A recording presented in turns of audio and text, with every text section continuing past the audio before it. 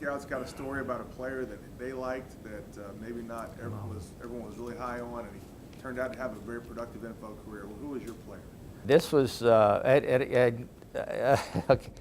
This was, let's see, I can't even remember when it was about 1996, and there was a running back. Does anybody remember Stephen Davis, who played in the Redskins? Yeah, the Redskins.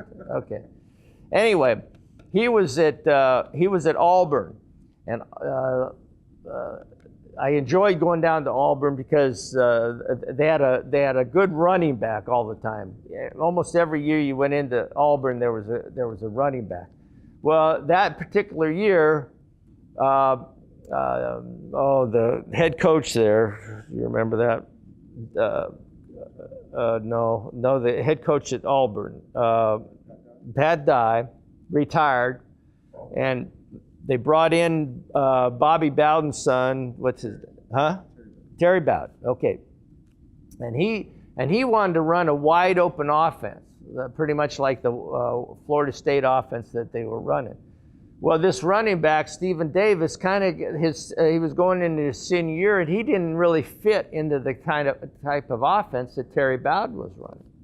Well, I saw him the year before when he was a junior, and I really liked this kid. He was about 6'2", 235, 40 pounds, and he had real quick feet. And I thought he, could really take the corner and this, that, and everything. And so I studied him, but during the year, during that fall, he didn't play a whole lot. He played at the first year. Because they wanted to kind of have the old offense, so they let him run and everything. But they gradually, as the year went by, they started to go to more of a wide open offense where they didn't use the running back as much. So so he didn't get to play that much, didn't have the production, and so he was really down.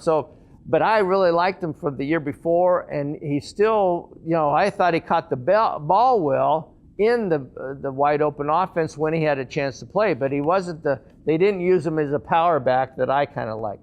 So anyway, we go into the spring and we go to the workout. Well, so I had to time him. So I kind of cheated on his time to make sure that he sounded better than maybe he was. I still had a lot of confidence in him.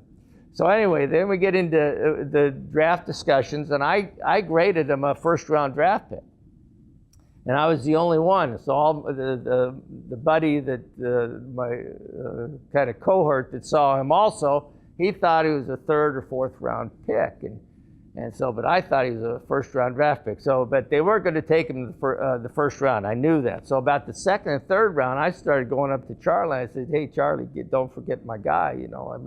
I was pretty high on him. So anyway, we get down to the fourth round, and we finally take him. And so everybody comes and starts badgering me about, well, are you sure this guy's going to be a good player and everything? And so I said, yeah, he's going to be a good player. Well, come to find out, he had a 10-year career, was a Pro Bowl player several years in a row, and a really productive player. He finished with the Washington Redskins and then went over to the Carolina Panthers. And so I think he played, 10, 12 years in the league. And so it really was, which is kind of interesting, because whether you do good scouting or you just do good drafting. So there's a lot to be said about both of them anyway. So, but he was one of my favorite players because I thought he was so good, and yet he turned out to be his production turned out to be a first-round pick production, but we got him in the fourth round. So. Did you ever second guess yourself, Miller, thinking, why am I so high on this player and no one else seems to be? I just really liked him. I knew that I went down to the workout with the running back coach, and he really liked him too. So I felt kind of justified. But he wasn't going to get into arguing what round to take the kid in. But I knew that he liked him. So, but it was kind of frustrating because they kind of brought him along slowly too, because he'd come in, he'd play in games, and he'd gain 90 yards, and then they'd sit him on the bench. They felt like he had to learn the process. So, And I think he ran a little high for what they want. So this coach, Bobby Jackson, was one of my favorite coaches. He was the running back coach for the Redskins at the time. So he worked with them a lot, getting them to run a little lower and that sort of thing. But he really worked his feet. He's a big back with really quick feet. So that's what I liked about him. But